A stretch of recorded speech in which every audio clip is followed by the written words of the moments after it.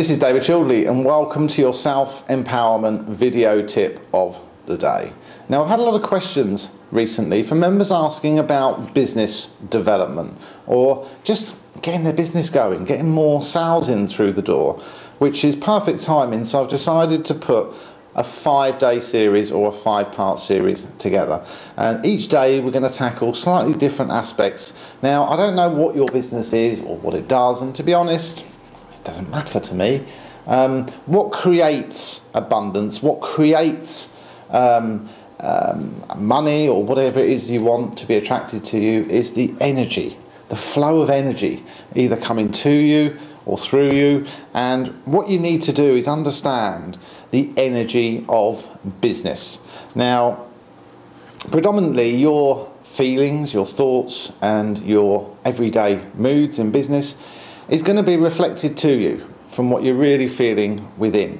Now, if you're watching a lot of mainstream news, or you're reading the financial papers, or you're keeping an eye on the business news on telly, you are going to be full of fear. You are going to start developing limiting beliefs like business is really, really tough out there.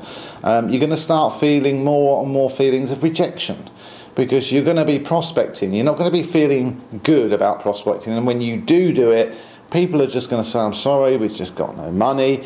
You believe it's a tough market, so you will attract the negative responses to you. You believe that when you prospect or when you go out there and look for new customers, but no one wants to talk to you. So I would recommend my Money Mastery series, because that really clears out all of your negativity and blocks to do with money. And if you're running a business, then you need to understand the energy of money. In this 5-part series, I'm going to be covering the energy of business, or the mindset that you need to get in to do that business, because my background has always been in coaching and people development, and it used to be in business development within corporate and small to medium enterprises. And predominantly I would go in and coach and train the sales teams. And every single company I went into, it was the same story. Business is tough, staff are stressed, we've got nothing coming in. And I said, you know, my first answer would be, is that how everybody feels? Well, yes. Okay, so everyone's working on the same vibration. Everyone's working on the same belief. Okay, so, you know, after a little bit of prodding, I found out in a number of my clients that the sales manager would come in and have a quick sales meeting most days with people. He would give them the highlights of the business news, market trends that he'd gleaned from the financial papers on his way to work. And most of that would be negative. Most of it would be, okay, we know it's tough, chaps, but let's just try a little bit harder.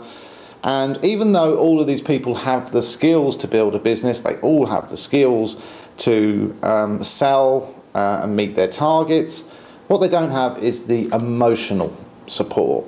Okay, because when you hear things on the news, when you hear doom and gloom and recessions and people losing their houses and unemployment rates going up, it creates fear, it creates limitations in terms of your beliefs about what's possible for you. So over the next 4 parts, I'm going to help you detach from that and just to get back on track so that you can see clearly and you can focus on what your business needs to do. Now, in part 2, we're going to be covering the fear of success, because a lot of people have a fear of failure or a fear of success, but it all results in the same thing: self-sabotage. So I'm going to be doing a tap along to help you release any self-sabotage. In part 3, we're going to be looking at rejection, okay, because you may be asking the bank for more financial support and they may be saying no. You might be ringing your suppliers and asking for longer credit and they may be saying no. You may be ringing your customers asking for more business and they may be saying no. But all those no's have created a vibration within you, that you're not good enough, your business is not successful enough, and you're not worthy of any abundance. So I'm going to be showing you an EFT tap to let go of that and to help you feel more deserving within your business, because cold calling, prospecting, sending letters, emails, it's full of rejection, and you need to understand that this is a numbers game so that you can detach emotionally and keep focused. Part 4, we're going to be looking at working with the energy of money. Do you judge money? Or do you judge the people that have mistrusted or misspent money? Because money on its own is the innocent party, just like the gun. But when people pick up a gun with intention, it becomes a weapon. But the intention is from the person holding the gun. So you can't really judge the gun and say it's good or bad. The gun's just a piece of energy. It's just a piece of manufactured metal with chambers and handles and switches and knobs and all sorts of things. So it's the same with money. You know, if you don't feel good about money and you're judging money, then you really are missing the point. So we're going to cover that in depth in part 4. And in part 5, we're just going to do a really simple tap along that you can try every day. And I suggest when you come into the office, the first thing you do is you make a cup of tea and you tap out the stresses of the journey to work. And then we start with some positive affirmations, choosing to have a good day, choosing to get good responses from whoever you talk to, choosing to be excited about your business, choosing to find new ways of streamlining your business and improving the customer experience and the quality of your service. So that's in part 5. So really with this part 1, I just want to finish by saying the first thing you really need to do is get organised. In my business, I usually have a notebook on my desk. Everything else is filed away because I don't have any bills, any reminders of money that I owe. I don't have anything on my desk that could in any way remind me of what I owe, because I have a box and I put all my bills and invoices in that box, and then when I get some money in, or it's the end of the month, I make it my business to open that box, to pull the bills out, to have a look at them and to get them paid. But until I have some money, or it's the right time of the month where I have a slot to do my administration, those bills are none of my business until I'm actually paying them. So I can forget about them. I can let go of any resistance or any problems with those bills. Now the other thing is, most people in their business feel good about generating income, but they don't feel good about paying their suppliers. Most of them wish they didn't have to. But to be honest, you need to feel good about money going in and money coming out, because if I'm not generating bills in my business, then I'm stagnating. I'm not buying the experiences I want or getting the equipment I need to run the studio here. So I do feel good about money. I don't judge money in any way. I know some people with not so good intentions have become very wealthy and have used the money and the wealth to create a fear vibration, a negative limiting vibration around money, because they don't want you making any of it. So the first thing I would do is just get organised. A clear desk is a clear mind. Get your desk organised, okay? And in part 2, we're going to be looking at the fear of success. Do you fear success? Do you fear failure? Are you sabotaging yourself? So we're going to be looking at that in part 2.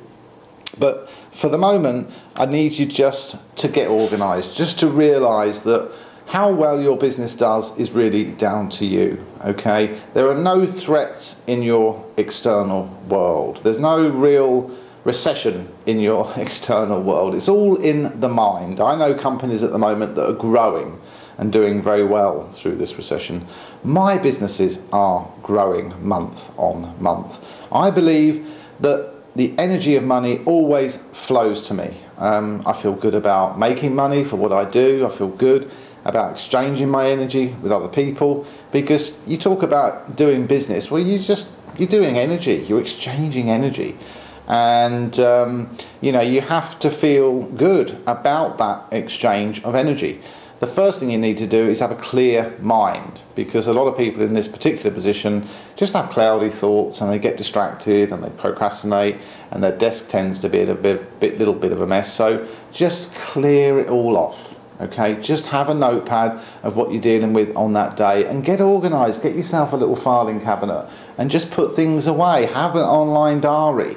Google do a great one, and in there I have little slots, little time slots where it reminds me of stuff that I need to do, and then I'll go to that relevant file and retrieve that paperwork, pay a bill, action it in some way.